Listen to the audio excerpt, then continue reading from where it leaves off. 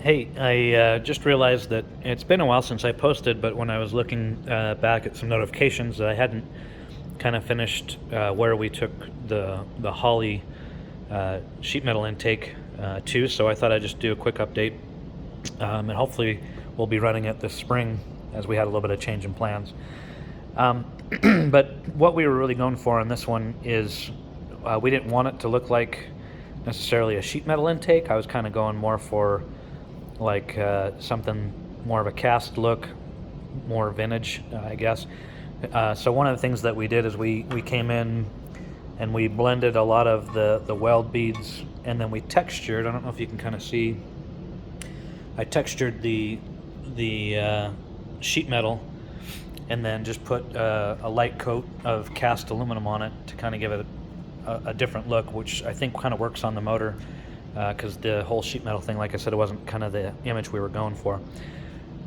Down in the ports here, you can see that we did a fair amount of work getting rid of those beads on the inside, so that all transition is really smooth down into the port. That was a bit of a challenge. The reason being is that there's no way to take the top off of this manifold, and so when you're getting down into some of these angles, trying to be really careful because the sheet metal's thin, but just getting the welds out, some of the angles were a little bit hard to get to. Kind of had to improvise a little bit with some of them. You can kind of see back in there, but eventually we got it to where I felt better about the transition. So overall, I think it kind of turned out the way that we were going for. I'll kind of take you over and we'll mock up the motor real quick and then just kind of see what the image we're going for. So this is the motor that it's going on. It's not on the engine that it was originally bought for. The original one is this 289 right here, which we ended up going to a Weber setup on a Cobra.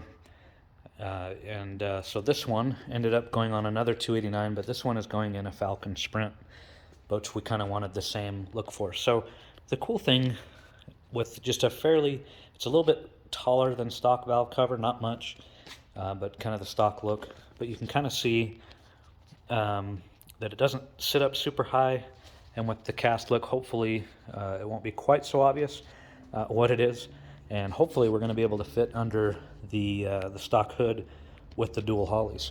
Now, one of the things that I was somewhat happy about is